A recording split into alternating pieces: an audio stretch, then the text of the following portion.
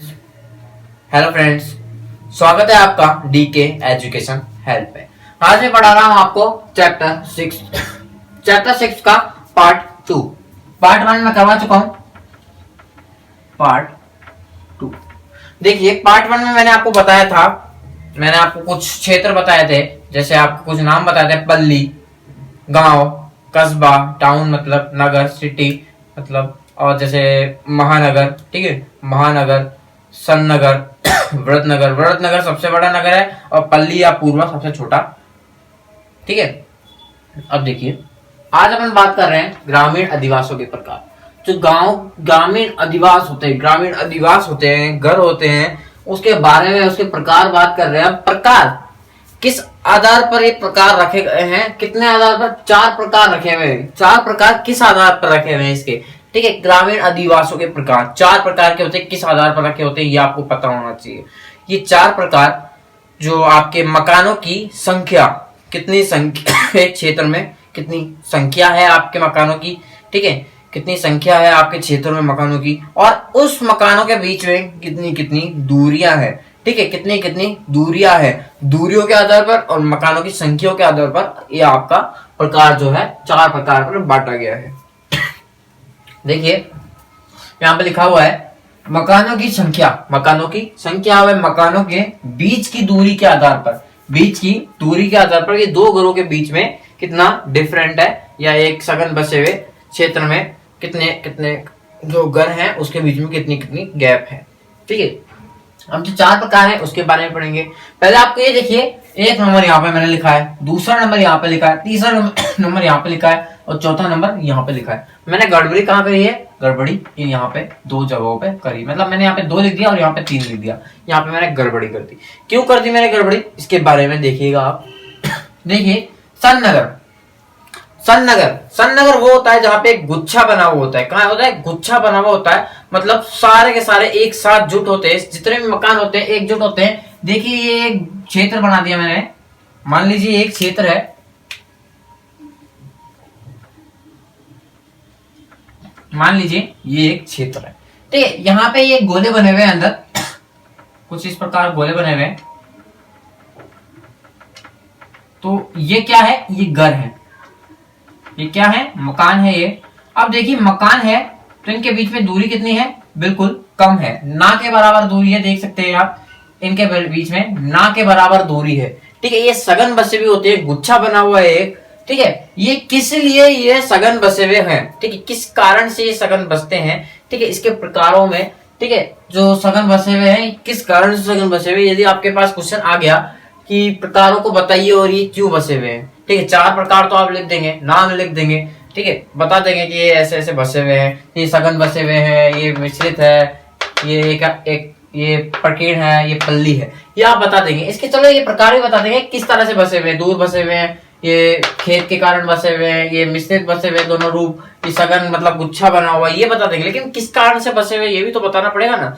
देखिए, अगर अपन देखें तो अपने शब्दों में ही हम इसे बना सकते हैं। देखिए, पहला तो ये क्या है? सघन बसे हुए हैं, सघन बचे हुए, गुच्छा बना हुआ है, तो इनके मकानों के बीच की दूरी जो होगी वो बहुत कम होगी। क्या होगी? बहुत कम दूरी होगी। तो पहला आपका पॉइंट ही बन जाएगा। इसके बाद आवासों के पास, आवास जो होते हैं, मकान जो होते हैं वो बहुत पास पास होते हैं, ठीक है। दूसरा कारण आपका बन जाएगा सुरक्षा के लिए। ये सुरक्षा के कारण क्या होते हैं? सघन बसे हुए होते हैं, ठीक है। इनकी जो संख्या होती है मकानों की वो 40-50 से लेकर सैकड़ों तक होती है। लाइन सैकड़ों तक बनी होती है मकानों की, मतलब एक क्षेत्र में 40-50 मकानों से लेकर सैकड़ों तक मकान बने हुए हो सकते हैं, ठीक है। अब देखिए, राजस्थान का एक आप भाग ले लीजिए, क्योंकि आप राजस्थान में रहते हैं तो राजस्थान का पता होना चाहिए आपको। राजस्थान में यहाँ पर ऐसी सघन जनसंख्या पाई जाती है। देखिए, सघन जनसंख्या बसी हुई है। आपको पता है मैदानी क्षेत्र में तो लोग बसते नहीं ज्यादा, ठीक है, मैदानी क्षेत्र में लोग ज्यादा बसना पसंद करते हैं, हालांकि पठारी एवं पर्वतीय क्षेत्र में नहीं बसना करते। तो देखिए, जहां पर परिवहन का साधन अच्छे से उपलब्ध हो, ठीक है, जहां पर उद्योग के धंधे उपलब्ध हो, ठीक है, ऐसे जगहों पर लोग ज्यादा बसना पसंद करेंगे। जैसे देखिए, राजस्थान के गंगा का क्षेत्र, ठीक है, मतलब उपजाऊ मिट्टी है, मतलब ये भी कह सकते हो आप उपजाऊ मिट्टी के पास, ठीक है, उपजाऊ मिट्टी के पास। राजस्थान के गंगा, ठीक है, नर्मदा, मालवा का पठार, मालवा के पठार के पास, ठीक है, मैदानी क्षेत्र होते हैं, जो जो उपजाऊ मिट्टी वाले क्षेत्र होते हैं, वहां पर ये सघन जनसंख्या बसी हुई रहती है। ठीक है, दूसरा है आपका प्रकीर्ण, इसके बारे में बताऊंगा आपको। प्रकीर्ण, देखिए दूसरा आपका है प्रकीर्ण। ठीक है, प्रकीर्ण को अपन पल्ली भी कह सकते हैं, जैसे सघन को हम गुच्छित भी कह सकते हैं। सघन को हम क्या कह सकते हैं, गुच्छित कह सकते हैं, सन्नगर कह सकते हैं। ठीक है, तन्नगर सॉरी, सघन, सघन जनसंख्या मतलब सघन जो बसे हुए हैं। ठीक है, गुच्छित तरह से गुच्छित भी कह सकते हैं अपन। ठीक है, और जो प्रकीर्ण है, प्रकीर्ण का दूसरा रूप है एकांकी। एकांकी मतलब अकेला। ठीक है, एकांकी से समझ रहे हैं कि मकान जो है अकेले अकेले हैं, एक एक है। कैसे एक एक है, देखिए आप सोच रहे हैं मकान एक एक है तो उसको सुविधा कैसे मिलती है, ये बता देता हूं। देखिए ये इसका जो दूसरा पॉइंट है, प्रकार है, वो है प्रकीर्ण। जो प्रकीर्ण जो प्रकीर्ण अधिवास होता है वो एकांकी, उसको एकांकी भी बोल सकते हैं, मतलब अलोन मतलब अकेला रहना। ठीक है, अब देखिए ये एक बॉक्स या फिर एक क्षेत्र बना हुआ है, ये एक क्षेत्र बना हुआ है। इसमें देखिए ये जो रेड रेड कलर कर रखा है वो एक खेत है, ये भी खेत है, ये भी खेत है, ये भी खेत है, ये भी खेत है, ये खेत है। देखिए खेत ज्यादा है पर मकान कम है। कहाँ है मकान, देखिए ये एक मकान बना हुआ है, लेकिन डार्क डार्क कर रखा है मैंने, ब्लैक कलर, ब्लैक मार्कर से यहाँ पे डार्क कर सकता है। देखिए ये क्या है, मकान है। देखिए यहाँ पे भी डार्क हो रखा है, यहाँ पे भी डार्क हो रखा है, यहाँ पे यहाँ पे डार्क हो रखा है। ठीक है, ब्लैक मार्कर से डार्क हो रखा है, जैसे आपको समझ में आ जाए। देखिए अब देखिए ये एक घर, इसके चारों तरफ खेत खेत। ठीक है, ये एक घर, इसके चारों तरफ खेत खेत है। ठीक है, ये एक घर, इसके चारों तरफ खेत। आप देख सकते हैं घरों के बीच में कितनी दूरियां हैं। अब देखिए मैंने यहाँ पे दो घर एक साथ बना दिए, ये एक खेत और यहाँ पे एक घर, ये एक खेत यहाँ पे एक घर, दोनों को ज्वाइन कर दिया पर अपने अपने खेत में करा। ये दोनों भाई हो सकते हैं, मतलब पारिवारिक मतभेद के कारण, पारिवारिक मतभेद के कारण, अपने घर का बंटवारा होने के कारण खेत का दो भाग बढ़ जाता है और एक भाई दूसरे खेत में चल जाता है, अपना घर बसा के वहां पर रहता है, पर दोनों घर एक साथ जुड़े हुए रहते हैं, दोनों घर एक साथ जुड़े हुए रहते हैं। ठीक है, ये भी देख सकते हैं आप। ठीक है, इसे भी एकांकी कह सकते हैं, मतलब पारिवारिक मतभेद के कारण भी वो अपना घर छोड़ जाता है तो उसे भी एकांकी कहेंगे कि एकांकी अलोन, अकेले रहने के लिए जा रहा है। ठीक है, देखिए पारिवारिक कारणों के कारण, ठीक है, पारिवारिक कारणों के कारण एकांकी जो है अधिवास बनाता है ये। ठीक है, अब देखिए ये 4 या 5 से ज्यादा, 4 या 5 मकानों से ज्यादा 15 मकान हो सकते हैं, यहाँ पे 15 मकान हो सकते हैं, उससे ज्यादा कोई नहीं हो सकते एक क्षेत्र में। ठीक है, जो अपना 15 मकान होंगे उसी में एक क्षेत्र कवर कर लेता है, 15 से 20 मकान होंगे उसमें एक क्षेत्र पूरा कवर कर लेता है। और अपन देखें सघन जनसंख्या तो वहां पे तो 50-100 ऐसे मतलब इतने मकान होते हैं, फिर भी वो पूरा कवर नहीं कर पाते। लेकिन इनमें क्या है, बहुत ज्यादा दूरियां होती है खेतों के कारण, तो उस कारण से एक मकान के बीच में ही इतनी दूरी होती है कि वो पूरा क्षेत्र कवर कर लेता है एक। ठीक है, जो ये पारिवारिक मतभेद के कारण अपना एक एकांकी घर बनाता है। ठीक है, यहाँ पर 4-5 से ज्यादा 20-25 मकान हो सकते हैं। ठीक है, आवास क्या हो सकते हैं, और जो आवास दूर दूर होते हैं। अब देखिए इनके जो घर हैं वो कितने दूर दूर हैं, देखिए कितने दूर दूर हैं यहाँ के। ठीक है, देखिए बहुत दूर है, देखिए ये देखिए तिरछा जाके देखिए, यहाँ से तिरछा जाके देखिए, यहाँ से जाके देखिए, यहाँ से जाके देखिए, बहुत दूर है। ठीक है, यहाँ पे पास देखिए ये भी बहुत दूर है। दूरियां इनके इनके जो बीच में दूरियां हैं वो बहुत ज्यादा है। ठीक है, अब देखिए आवाज दूर है तो ये कहाँ रहते होंगे, कहाँ पर ऐसी जो प्रकीर्ण या एकांकी जो बस्तियां हैं वो कहाँ पाई जाती होगी। देखिए अपना जो शीतोष्ण कटिबंध है, शीतोष्ण कटिबंध पर ऐसी प्रकीर्ण आदिवासियां पाई जाती है, जहां पर खेती के लिए, खेती के कारण, खेती करने के कारण जो लोग होते हैं वो अपना घर अलग बनाते हैं, जिनके चारों तरफ खेत होते हैं, जिनके चारों तरफ खेत होते हैं। जैसे देखिए इनका एक एग्जांपल मैं यहाँ पे दे देता हूँ। ये समझ लीजिए एक क्षेत्र है। ठीक है, यहाँ पे एक घर, ये एक घर बोला। ठीक है, यहाँ पे एक खेत, यहाँ पे एक खेत, अब यहाँ पे एक घर, यहाँ पे एक खेत। अब देखिए ये एक घर है लेकिन इसके चारों तरफ क्या है, खेत है। अब ये दूसरा घर है लेकिन इसके चारों तरफ भी क्या है, खेत है। अब इन दोनों के बीच में क्या आ गया, खेत, तो इन दोनों के बीच में क्या हो गया, दूरियां भी बढ़ गई। ठीक है, अब देखिए यहाँ पे 2, 5, 6, 7 एक घर होंगे, उससे ज्यादा तो होंगे नहीं एक क्षेत्र में। ठीक है, अब आवास जो है दूर दूर है। ठीक है, यहाँ पे 4, ये पारिवारिक मतभेद के कारण भी ये 2 घर बन सकते हैं कि यहाँ पे पहले ये यहाँ पे ही रहता हो, इसका भाई ही हो।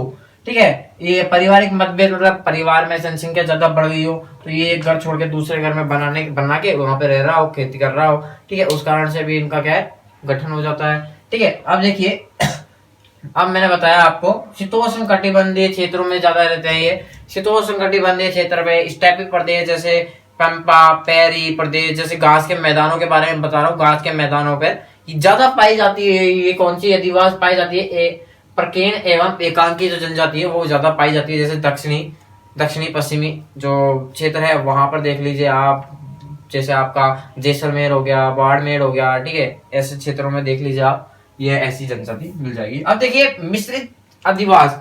मिश्रित अधिवास के बारे में बताऊं, मिश्रित से मिला पता चल रहा है आपको मिला जुला रूप, ठीक है, किसी ना किसी चीज का मिला जुला रूप है मिश्रित। मिश्रित किस चीज में यूज करते हैं? मिले जुले रूप में ही मिश्रित यूज करते हैं। तो देखिए ये जो मिश्रित है, ये तीसरा पॉइंट है अपना, तीसरा पॉइंट है।